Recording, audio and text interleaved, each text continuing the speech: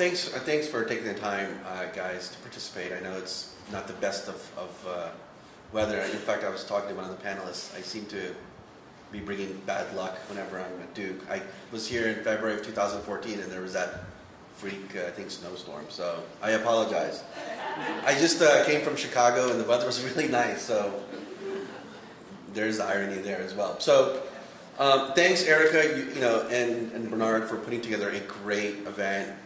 I come from a largely non-healthcare background, but I couldn't be any more energized in seeing both non-healthcare folks, non-academic and academic guys coming together and really coming together to create disruptive health solutions, leveraging technology, leveraging cell phones, and most importantly, you're bringing out C-level execs at large health systems and payers to the table to listen, and that's critically important.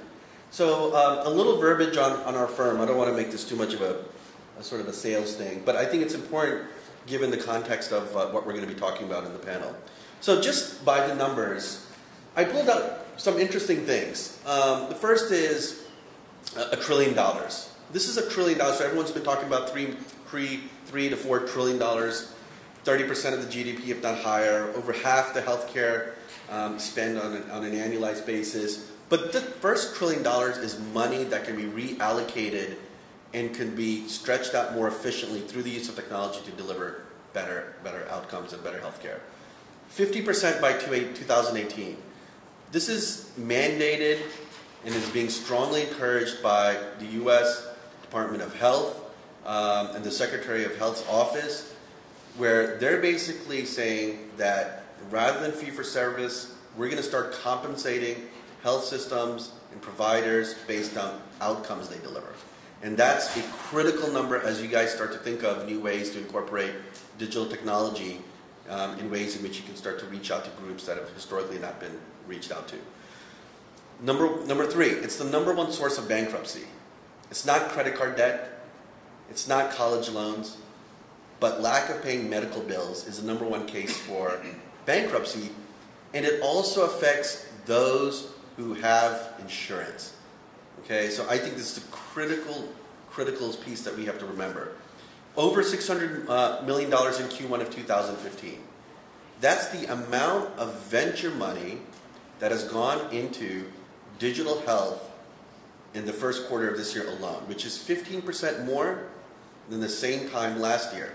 Last year, the venture money that went into the digital health sector was over $4.1 billion. So you can suddenly see the surge of healthcare dollars going into venture-backed deals in a way to create disruptive solutions. And then the last, $575 million that was paid by Under Armour, right, for 2 fitness apps. The first, MyFitnessPal, which really it's really a data play. They had 80 million registered subscribers, and they collected a tremendous amount of data based on what you eat, the caloric intake, and so on and so forth. And Endomundo, which is your personal health coach, delivered via the phone. Under Armour does not, it's interesting, we're in Nike country, so I think Under Armour is a 4-letter word, but they're investing a great deal in the technology space. We hosted an event a couple of weeks ago, and this is a big area of focus for them. So just quickly on Sage, we were founded in 2005, 40 consultants based in Baltimore. 70% of our client base is providers, so we work with health systems all the way down to federally qualified health centers, long-term care providers, helping them drive innovation, develop clinically integrated networks, really help develop business optimization platforms for a lot of these organizations. We also do a lot of work with large enablers of how these providers function on a day-to-day basis. So the Caveney, St. Jude's, the Biotronics, the large health systems that are largely funded technology-wise by the GE Healthcares. We work with those guys to understand from their perspective where they think they see healthcare going. And we try to reconcile between those guys and the health systems and the payers on creating innovative business models. Again, a growing client roster, GE Healthcare, Biotronic, Ability. So we have a really good perspective on where they're investing their dollars, but where they see innovation. Who we serve, again, providers, and a big point of emphasis as a firm is in the venture capital private equity community, which I'm heading. So we're beginning to work with thematic healthcare funds that are exclusively in healthcare, helping them to drive enterprise value and really tactical strategies for a number of their portfolio companies.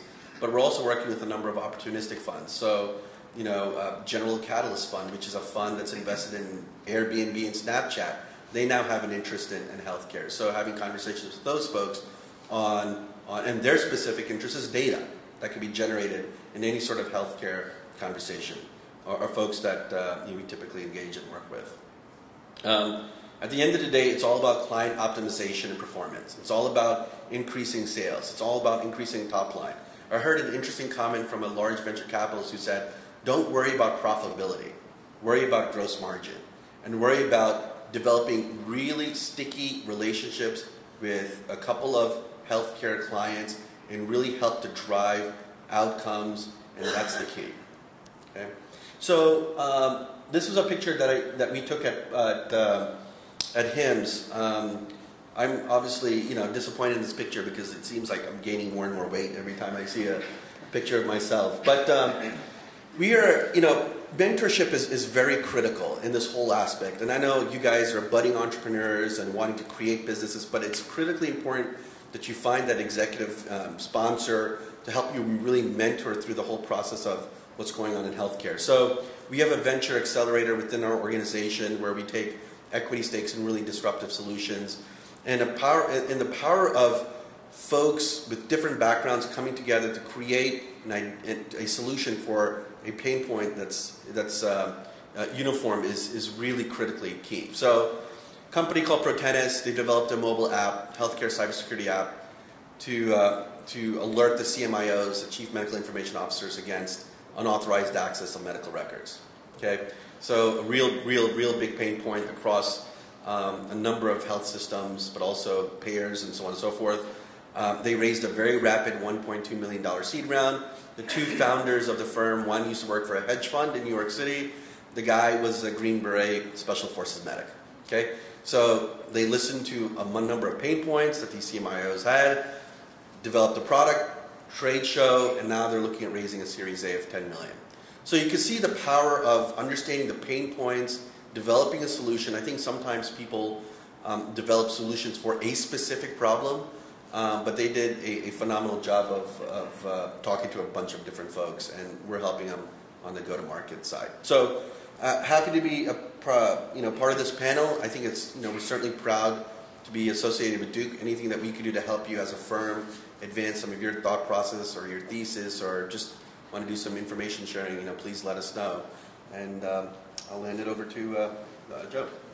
Awesome, thanks, Veneeth. Really, that was great. So now what I want to do is just introduce very quickly the rest of the panel members, and then let's start to get the discussion going. So to my left is Dr. Brian Caveney, who's Vice President and Medical Director of Healthcare Consulting at Blue Cross and Blue Shield of North Carolina, where he is responsible for wellness and disease management programs, development of new member engagement strategies, and consultation with customers to optimize benefit designs for medical cost containment. He also serves as Chief Clinical Officer of Mosaic Health Solutions, which is a Durham-based investment firm developing an integrated suite of market-leading health innovation technologies. He is, I guess it's safe to say you're a Dookie, right? Yeah. All right. Yeah. So he did his medical residency at Duke and was on the faculty for 7 years, and is continues as an adjunct faculty member both in medicine and the School of Business here at Duke. To his left is Susan Zhang, who's a senior strategic analyst at DHI, the Duke Duke Institute for Health Innovations. She's helped to design, build, and manage DHI's innovation pilot program for the past 2 years. She's also partnered with the local entrepreneurship community to start the first health startup weekend in the Triangle. Previous to being at DHI, she worked in strategic and business planning for the Department of Surgery at Duke Medicine. To her left, we have Veneeth, who you've already met, and we also, and to his left, you have Bobby Jefferson, who told me I could only say one thing about him: he's a great guy. That's all I can do. That's actually what he told me to say about him. No, he's the director of the Center for Informatics at the Futures Group. He's a mobile health technologist. He integrates technology development, infrastructure, and policy. And his work has led to the design of innovative mobile health and mHealth solutions. He's created secure health cloud solutions, a national data warehouse. He's done a lot of work in foreign countries, including in sub-Saharan Africa. And he established the National Information and Communications Technology Policy Regulations for emerging countries, and is the technical architect of open source electronic health records in Africa. We're going to be hearing a lot more about Bobby's work later this afternoon. Okay, great. And then at the end of the table here we have Dr. Caveney, who we all met this morning and who we heard from during our opening talk. So I really want to make this a very interactive panel. I want to leave a lot of time for discussion, a lot of time for comments and questions from you. That's why I kind of rushed through all of these introductions really quickly. But I guess I can start things off by saying I think it would be helpful. We have a lot of different perspectives and backgrounds at the table here. So I think it might be interesting to hear from each of you what you think are some of the specific challenges or barriers, but also some of the success stories and opportunities that you've seen in mobile digital technology as we introduce it into healthcare. So I don't know who wants to start with that, but then sort of a broad question. But tell us what, from your perspective, what do you see some barriers to bringing mobile and digital health along? I'll jump in. One of the hardest parts is trying to bucket it all and answer that as though it's a single question. I mean, even just from the payer view, we would look at this so broadly. All the different applications are amazing. And just in this audience, we've got researchers thinking about cutting-edge innovation, clinicians thinking about how they could actually use it with a patient, entrepreneurs thinking of how they could commercialize it, monetize it, scale it, etc. And then from the payer's point of view, all we've got to do is just figure out who's going to pay for it and what we define as healthcare or not, and whether it's part of the healthcare system, the social system, the educational system, et cetera, et cetera.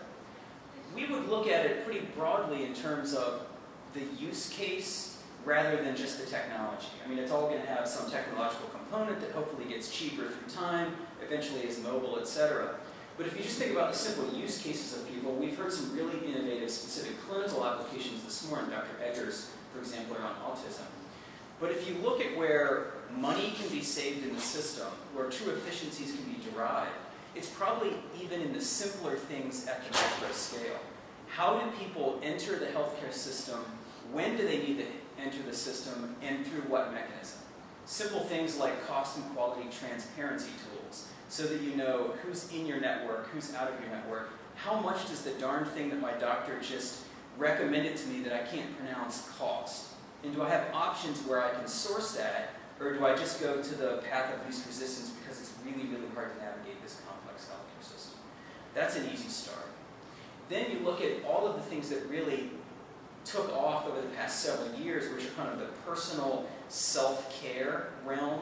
So things you don't need to go to your doctor, and within the confines of a clinical exam room, have your doctor whip out the prescription pad and write a script for a test or a drug or a procedure. Things you can do on your own, which are streamlining, not necessarily disintermediating the clinicians, if you will, but adding extra layers to what you can do to improve your own health in between the clinical exams that exist. And then where I think there is tremendous potential, which you heard a little bit about already this morning, and will more, is actually the delivery of care. So whether it be telemedicine visits that are much faster, cheaper, more efficient, scalable than a bricks and mortar in-person encounter today, which we're going to hear about from a company called TouchCare afterwards, which we've invested in specifically because of their ability to drive those efficiencies, to the types of remote patient monitoring that the cardiologist mentioned earlier. Now the interesting thing is that sounded new and interesting and cutting edge, but every full-service health plan like Blue Cross for 8 or 10 years has been doing all of that through our own disease management programs. So for years and years and years, we've had digital or landline-based scales, glucometers, blood pressure cuffs, etc., in people's homes that were high risk, transmitting data back to nurse care managers or nurse coaches at a health plan, specifically because doctors' offices didn't have the time, the staff, the ability to either take in data or to be concerned because there wasn't a payment mechanism for them to be involved in that. So ideally, as we move forward, as reimbursement methodologies change dramatically, we don't need to have 400 or 500 nurses on staff doing that anymore. That's happening through the actual practices where the patients are being treated by the clinicians. That data is coming in real time. It's able to be acted upon at the point of care as opposed to through a third-party intermediary that's less efficient. And we can figure out a payment mechanism that actually lowers the total cost of care while improving clinical outcomes. So that would just be how we would frame kind of the very different use cases of really great technologies that essentially are just going to be part and parcel of how health care gets delivered and how health gets administered to people through time. That's great. Other panelists want to talk about perspectives on barriers, challenges, opportunities broadly? So I'll speak for sort of from the academic perspective, the barriers, because again, I think more than one of you are researchers within the university. And how do you get, it is a challenge to get those good ideas that you come up with. Again, lots of research that we did in our lab. And actually a couple of colleagues of mine and I, we started many years ago a startup company to do this, and we, with the assistance of the university, to get that up and off the ground. But it was still, for us, not natural. I mean, because all three of us were primarily academics, and we didn't have enough money for the company to actually hire a meaningful CEO or whatever. So it was a bit of a struggle, and again, part of the challenge with this was to get the support to accomplish further research of the technical merit and feasibility of this. It was mentioned this morning, one of the presenters had been doing SBIR work. I think it was on the app related to HIV, if I'm not mistaken. She's still here? Doesn't look like it. But our company ended up getting half a dozen SBIR grants in the area of energy balance and obesity and whatnot. But that wasn't enough for us. I mean, it was still a sort of challenge to have that happen. And again, any academics here go through the whole process of disclosure of your IP to the university and then working through this process of getting it over into a startup. I see one or two people nodding their head. Again, complicated process, not necessarily the easiest for those of us in the academic side of the house. And frankly, a barrier. I mean, it wasn't as if we had lots of extra time. All of us were heavily funded researchers at the university doing really good evidence-based work, we thought. An additional hurdle was our conflict of interest office, which varied in terms of who it is that operated the office. We had a particularly draconian officer at one point in time who, I went and talked to one of my colleagues who was looking at diabetes space and level monitors and diagnostics. And I said, is it just me or is there a problem here? He says, no, they treat us like crooks. They treat us like we're stealing from the university itself. So it's not necessarily a hospitable environment to sort of get this stuff out there. And I would just say that was a barrier. If we get around to it, I can talk about the death of that company. But that kind of distinction of starting and ending the life of a nascent activity, which apparently is not all that common in the space. I think the business side folks would do that. So that's my 2 cents. Great. Other. So to add to that a little bit about what Dr. Patrick said, one of my coworkers who couldn't make it today, well, he has an excellent example. There are thousands of diabetes apps out there, and thousands that have already failed. And one of the huge barriers is the integration with the healthcare delivery system. So what you have is a patient who's logging his insulin and his blood glucose levels every day. But then when you ask the endocrinologist, is this helpful for you? He's going to say, what am I going to do with that if every patient starts logging that kind of data? It doesn't make his job any easier. It's not integrated into the clinical workflow. And then another barrier you have is you have these app developers coming up with innovative ideas, developing these great apps. But Dr. Bloom said earlier today, 80% of patients have a phone, a mobile phone, and then half of them have a smartphone. But then what percentage of those has a smartphone that's iOS 4S and over that can enable healthcare and all these very technologically advanced apps to work. The people we're trying to target the most, that Brian mentioned, are not necessarily the people who are going to be the most technologically advanced. So it's a lot of different shifting challenges that we have to balance. Right, so just to add, in Louisiana, where I'm from, diabetes is a $1.8 billion problem in a city of 500,000 people, right? So the last thing, in that market, people are really thinking about is mobile apps, right?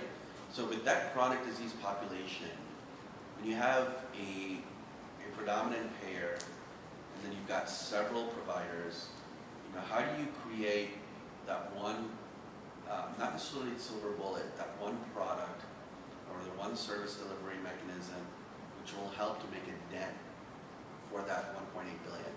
And so, as Susan was saying, my family is over 60, when it comes to patient adherence, they're not going to necessarily look at an app to say, remind them to take medication, right? So it's all about really understanding the local population, what's going on, and that's what also makes healthcare difficult, because the problems that folks in Louisiana are going to have are going to be far different than perhaps the problems that DC or New York City would have, where a lot of people do exercise, the diet's healthier, and so on and so forth. And that's always the tricky thing with regards to healthcare.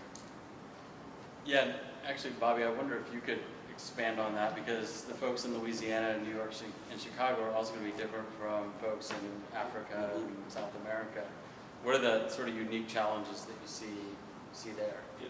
So, quite frankly, Louisiana is much different than places like Lesotho, where people are living in an underdeveloped, lower socioeconomic area, and there's lots of cool, great apps out there, and I'm one of the first ones to try them. But the question becomes, you develop it on an iPad, you develop it on an iPhone, and you want to have this global reach and global presence, but yet that iPad costs more than the annual salary of a single person living on $1 a day. So then how do they then, do I go and get water today and feed my kids, or do I use a cool app and download that, right? So these are actual decisions I know people in the field are making.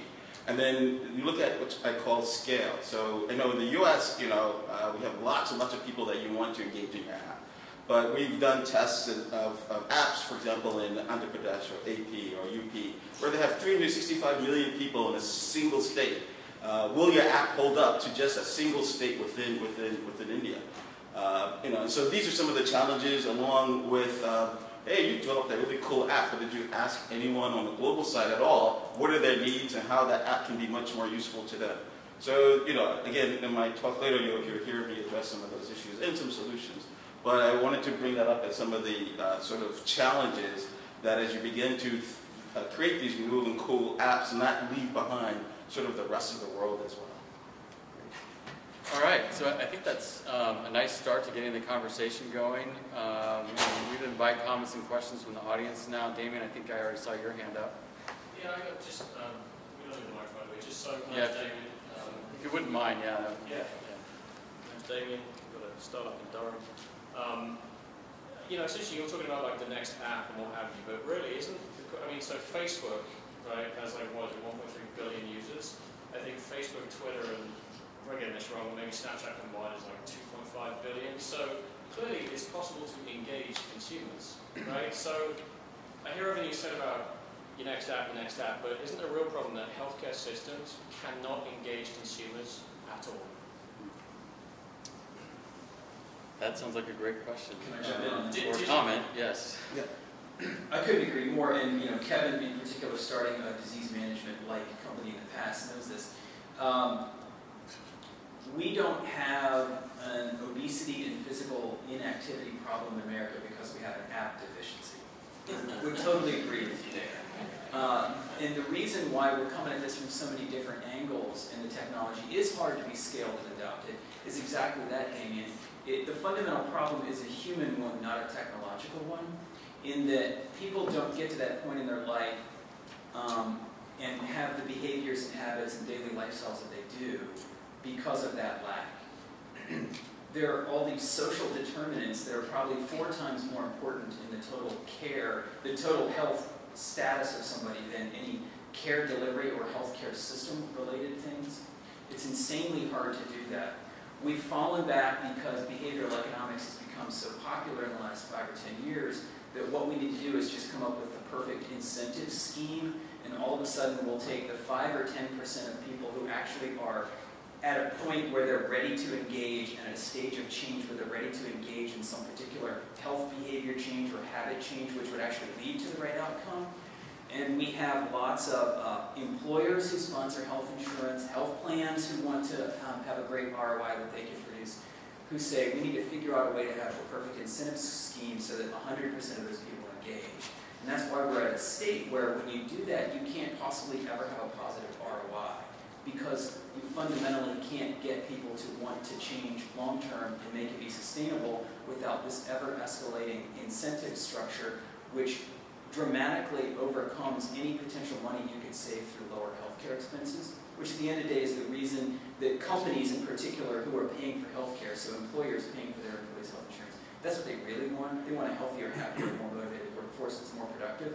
But essentially their CFO says, show me a positive ROI, we're not going to do it anymore. So I guess the long-winded way of saying you're absolutely right. No perfect app or snazzy or user interface is ever going to overcome that.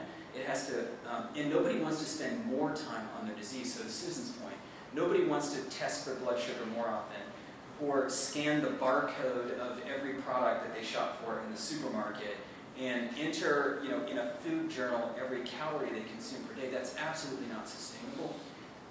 Technologies that eventually win in this space have to make your life easier and change the default choices so that you're making better choices automatically without having to make conscious choices through time. So employers are being more proactive, right? So I don't know if you guys read the news, but John Hancock, right, the life insurance firm, what they're now doing is they're incentivizing their employees by providing them with Fitbits and 15% reduction in life insurance, and they actually track the number of steps I think you take on a daily or monthly basis.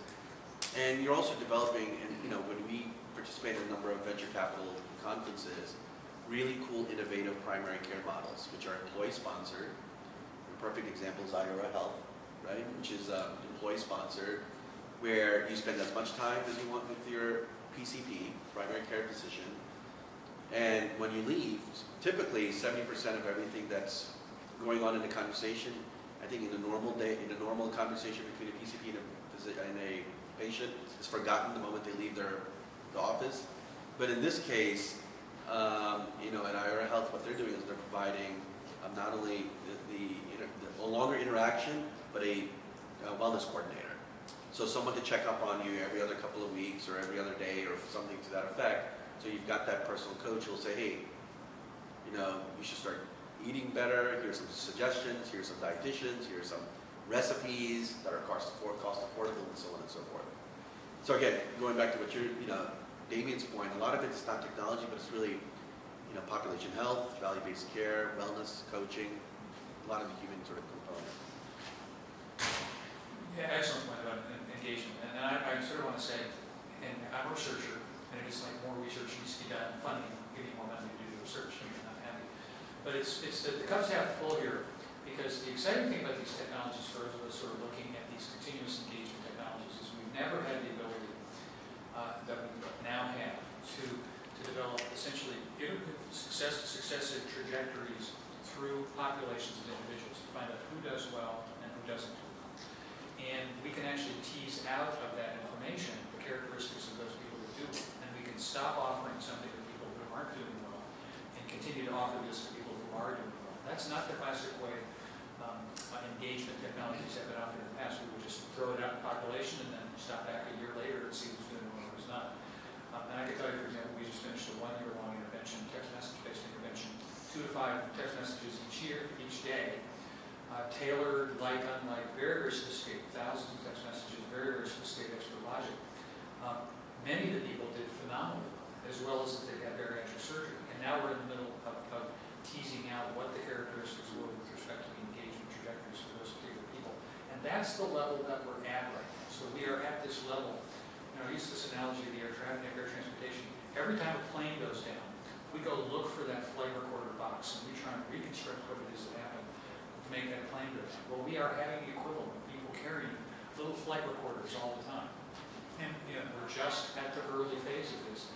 But when we've uncovered insights, it's extraordinary. And I will tell you, there's some really good thinking being done in this overlap between the behavioral science community and the computer science community. We're actually convening with the NIH and with the Medical Research Council, the UK's equivalent of the NIH, and our project, the Updated Expression Project, meeting in London of just those types of people next fall in September, looking at the behavior change techniques approach. Somebody here I was talking to earlier knew Susan Mickey's work at University College London on behavior change techniques and whatnot.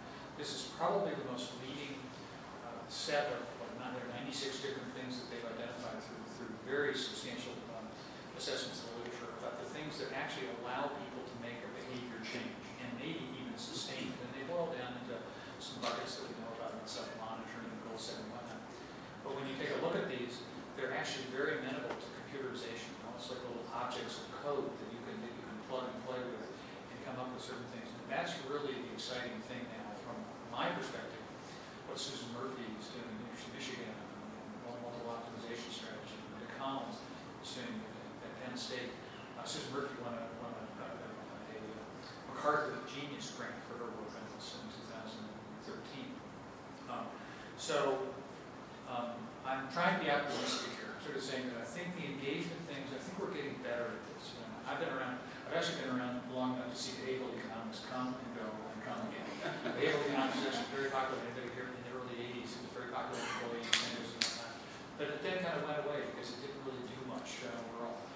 It's frankly, I think it would be important for some people, but like everything else, it's an and both world, and that's why I tried to paint this morning this highly complex set of interactions between all of the various moving parts of what we're working on. But I don't think it's any more sophisticated than super high-powered jet engine, if you will, which has also lots of moving parts and lots of things. So that's where, again, the engineers give me hope. So just to quickly address on the international side, one of the things that we've been doing is looking at engaging the private sector. So we're working with a company called Digicel, they're a mobile network operator. But they also produce tablets. They produce the open source Android tablet. So in Haiti, you can go buy a tablet, $50, and you have an Android device. But what we've done is we've worked with Digicel to install telemedicine's open source software onto the tablet. So anytime anyone purchases it, it's right there. So as people are beginning to buy the devices more and more, all they have to do is now just click on and open it, and it connects to the hospital and clinic for them directly. So what we're trying to do is sort of change that behavior where they had to go and download something or they had to go and find out.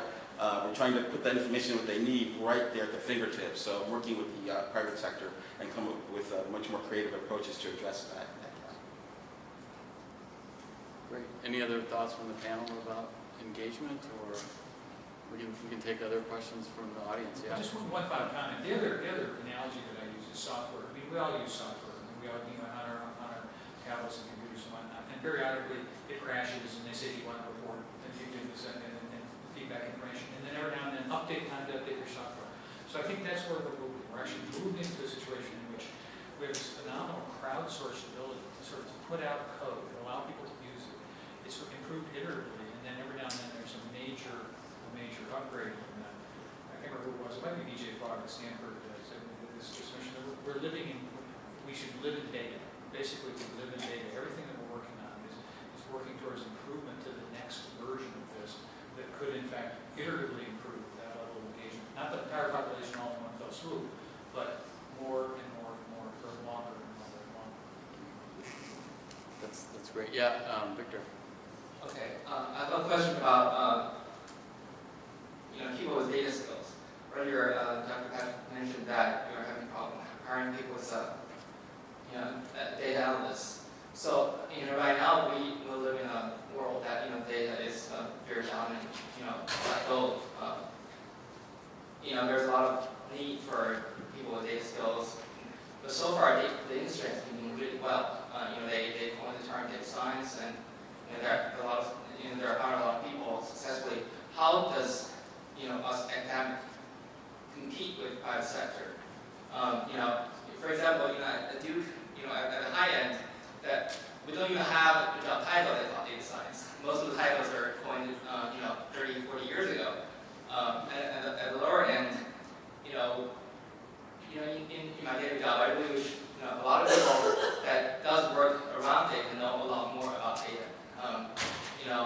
one of my colleagues, I say 20% of her day job had to deal with the, the screw-ups that her predecessor had made. So it's just because we use longitudinal data. If there's a problem in the earlier, it keeps manifesting itself in the later times. So I just want to hear you guys talk about how do we compete and how do we improve in this domain. Yeah, that's great. And I would just ask that we also even expand it, the question a little bit to ask, what kind of people are needed to move the field forward, and for our undergraduates and graduate students that are in the audience, what sort of skills do they need to be picking up for careers in mHealth? Yeah, but Kevin? Well, I'll jump in and let others, but it's a huge issue in California. PhD graduates are getting $200,000 salaries when you go to Amazon, other places. I don't know what it's like in the center of this. We can't compete with that, obviously. And I work at a state university. You have less flexibility than you might have at Duke if you're a Duke or maybe you're at UNC. I don't know. It's a huge issue. So we're one of the good things about a university is that some people actually like working in universities rather than rough and tumble world of startups and or big companies like Amazon, Google, Microsoft, and whatnot. But again, these people do summer internships, and then they come back and finish their PhD, and then head back up there. And we all know that those companies use those internships to sort of select good people that they may not want. So we are able to retain some, but it's a challenge. And I think part of it is, people do things for two reasons: for love and for money. And some people really like doing this because they really care about some of the research questions that we work on, and I won't go there in terms of the debt, the student debt problem that we have to grapple with. We're all dealing with the debt that our students are carrying these days, and it's a tragedy. The skills that people need, to me, it's as simple as walking, and we call it in Baltimore, walking across the street from the medical school, from the medical school to the School of Public Health to learn public health. Here is crossing the street between the School of Medicine and Public Health and engineering. Okay, there is absolutely, straight up, flat out, no question that the engineers have a better handle on the types of statistical skills that are needed in the current day for the data that are being generated. That I trained in technology, I was a math undergrad major, and I was somebody who was preconditioned for this. But believe me, the traditional skills that we learned as epidemiologists and as folks are not as applicable in this world. Not to say that they're not important, because they continue to be important as far as mapping into the spheres of reference that we need to work on. But machine learning.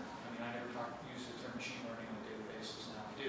That isn't something that bubbled up out of statistics that came from the agrarian economy. When data were extensive and sparse. Signal processing, pattern, data visualization. We have a big group just in simple visualization. That also didn't come from our world. So I think we need to we have to work as professors, getting our students to be comfortable making that leap, because sometimes they're not necessarily comfortable. And both sides of the street. I work with computer science students who don't really feel comfortable being in a room with doctors and nurses and health-related people. And so a lot of our job is kind of getting those people together. But the great thing is, people generally earlier in their career are like a stem cell. They're sort of undifferentiated. And if you put them in an environment and they don't have too many preconceived notions about things, it's just wonderful to watch them blossom. I got a CSE graduate, an undergraduate CSE student who's doing her PhD in systems biology, and I now have her working with me to model data from literally the genomic substrate to the microbiome, to medical records, to health behaviors, to social determinants of health, and to the environment. And so this, to our knowledge, hasn't been done, and we think we can do it. And she's like, well, I'll take this on. This is fun. So I think she's going to be a particularly unique kind of person in this world of data. So that's my 2 cents. I'll pile on and suck up just a little bit. I think it's going to be probably the most important field going forward in healthcare. We are already sitting on more data than we could possibly consume and make heads or tails of. The next phase will be merging all of this new data that we're getting from these new technologies. And then right after that, quickly, when we start partnering more between the payment financing mechanisms and the provision of care, we're going to need even more mashing of very different data structures. So we're constantly trying to find data analysts, business intelligence people, enterprise data architects. We have a team of biostatisticians, epidemiologists, health services researchers, and more, because of merging these very different structures of data, informatics scientists to actually make heads or tails of it, and then do real research studies so we can find on the fly, in this iterative manner that Kevin mentioned, what's working and what's not. Because this stuff is so expensive to persist the data and to continue the interventions that we've got to find out very quickly what's not working, stop, make a left turn, and do something else, and then keep researching it on the fly. But same thing, even Blue Cross, we're just a little not-for-profit company down the street. As soon as we get really good people, they're immediately sucked up by GlaxoSmithKline or SAS, RTP, and we can't even come close to competing with the salaries of those places. So we're constantly churning, looking for really good people to be able to do those types of really important tasks for us. Yeah, did you have a comment, Susan, too? Yeah. So I was going to comment on what you said, and I think Kevin and Brian gave great answers to what you can do to improve your skill set and opportunities out there. I would also welcome you to come and speak with DHI because we're always interested in partnering up with data scientists and analysts. Something like Hadoop, it's not new, it's been around for decades, but what's so exciting about it now is the possibilities it has. And like Bobby mentioned, it's not you working in isolation, all these data scientists working in isolation, but coming and speaking with healthcare professionals and saying, how can I work with you to generate the image that we need to see? It's like connecting the dots. Just having the dots doesn't help. You need to have an idea of what you can do and what you're looking for and the interventions that you come up with. So one of the reasons we've been talking about apps so much is it's giving us this wealth of data that we never had. And like Brian said, it's a matter of how do we act upon that data? How do we create and craft the right interventions needed for it? And identify the correct patients. So it's not really that healthcare is not good at engaging consumers. I think that's all we do. People come see us when they need our help and we take care of them. It's more so how do we create the right solution for them. And just finally, I think the industrialization of healthcare is happening faster than the industrialization of any other industry, partly driven by two things. Technology, right? And it's not necessarily technology that's specific to healthcare, but technology that's been developed, for instance, in the fast-moving consumer goods industry, in the automotive industry, that's now being adopted perhaps in healthcare, right? So industrialization is happening faster. The marketplace is now beginning to empower, is focusing more on consumerism, right? So now, I can go to, I think, ZocDoc, which now I can go on ZocDoc and quickly determine based on a system of Yelp ratings and accessibility and availability, the doctor that can see me the fastest, right? So consumerism in combination with the speed at which industrialization of healthcare is going, and really identifying, and I think this is critical, Victor, because the pain points, because it's one thing to be a data scientist, you can create tons of data, right? But if there's not a use for that, and I think Brian, you talked about use case, or we talked about during lunch, the development of use cases for that data, then it's not going to go anywhere, right? And so, what we're seeing is, and what I would suggest you do is, you've got a unique particular skill set, is really understand as many of the different pain points that are emerging and have emerged among a wide variety of health systems. Let's say if we focus on health systems, whether it's large health systems, right? Whether it's university-affiliated hospitals, whether it's community hospitals, whether it's federally qualified health centers, whether it's post-acute, long-term care. Each of those guys, well, fortunately, will have to start working together. Unfortunately, have not historically even spoken to each other. And so each of these guys will have its own particular needs for data, for new processes, for new interventions. The fortunate thing is each of those segments within healthcare on the delivery side are multi-billion-dollar opportunities, right? And so everyone's sort of focused on the big ticket items. But I would suggest trying to listen to as many different perspectives, whether it's from Damien, whether it's from Bobby, from Brian, to get a sense of their pain points and what they're doing to help solve that pain point. Okay. Do we have other questions or comments from the room? Yeah. As a follow-up, can you one thing you mentioned was the spilling over of software from fast food, retail, manufacturing. That's really interesting. What, can you give some examples of that happening? Well, you know, Brian, you want to? No, you go ahead. So we're at Sage. We're helping a company called Vitreos Health, which is based in Dallas, and it's a company that's combining socioeconomic data with social media data, with demographics, with what's going on to provide a system and a roadmap and a roadmap to the payers to understand the shifting demographics, what kind of services need to be provided for that specific population. Started by a guy that used to work at Pepsi, right? So, you know, the airline industry, Pepsi, these are in essence logistics companies. So what he's doing is, of course at Pepsi, there's a ton of data. And they collect a ton of data focused on demographics of what consumers want, right? So if you look at Pepsi, it's no longer, it's the largest food and beverage company in the world. And they've got different product selections for different segments of the population that have different dietary habits. They've taken that same model and now applied it to healthcare. This is sort of an answer to this question and also the problem of the shortage of data scientists, which is not unlike the problem of the shortages of child psychiatrists that we heard earlier. You know, Microsoft several months ago started to offer machine learning as a service, and I think earlier this week Amazon suggested that they're going to start to offer that as well. So these are things that have been developed in other industries. But who would have thought that basically just a regular researcher or a regular person in the company could go into the cloud and get machine learning technologies that have been refined across Pepsi, across these others, by these entities, and apply it to our particular problem, our particular issue. And so, maybe it will be that we will only need one or two machine learning scientists in the future, but it's all up in the cloud and pretty well scripted. But it's, but I don't think that's the case. I mean, I think there'll be other methods that are other needs for data fusion. But it is this notion of leaping to this higher level of accession of the skills that we need.